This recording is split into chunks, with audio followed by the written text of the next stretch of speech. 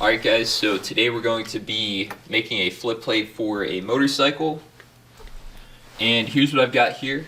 So we've got these cabinet hinges here.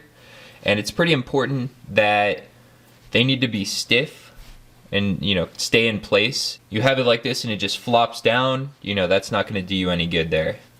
You can buy a 2-pack of these hinges at Lowe's for $4.48, and I'll include a link in the description below for these.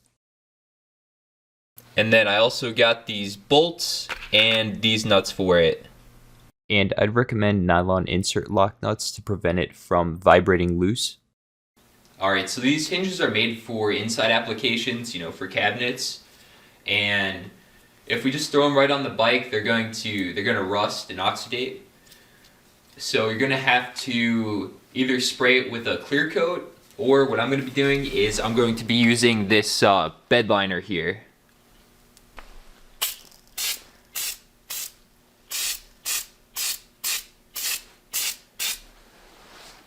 Alright, so looking good. We're going to hit the backside next.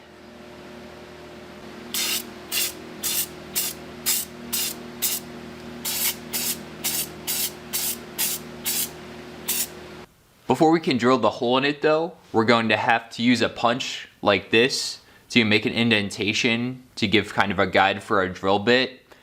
And we're going to do this in the exact center between these three existing holes so that we have as much metal surrounding the screw that we're going to put in that's going to go to our license plate. Before making the mark, you'll want to hold your license plate up to the hinge to make sure that the mark you made will fit. And if not, you can adjust as needed.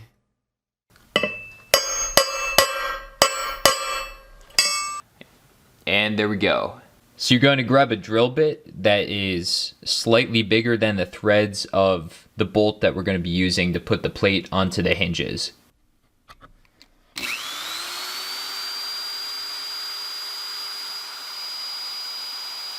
So now that we've got the extra hole drilled into our hinge here, we're just going to bolt our license plate to each side. Okay, so next we're going to mark the holes that we're going to drill into the underside of the bike here. And we're going to be drilling holes for these 4 spots right here on top of the hinges. So just put it underneath and then mark where those holes are going to be. And when you're drilling the holes, just make sure that there's no wires directly above what you're drilling to. And what I'm going to do is just remove the fender limiter kit that I have on the tail of the bike. And now you can drill the holes into the tail of the bike, and I'm going to be doing this with the tail section off the bike.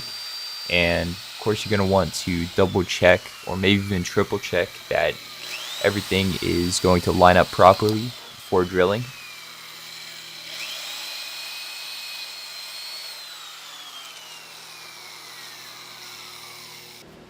And next you can install the cabinet hinges to the bottom of your rear fender.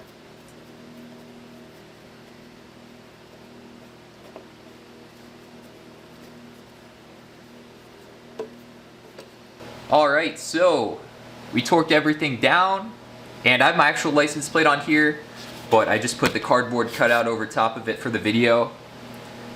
And yeah, when you tighten these on, just make sure you really torque them down, because the vibrations will definitely work them loose if you don't. So here's the visible position, and then when you flip it up, it goes up nice and easy, and then really easy to fold it back down.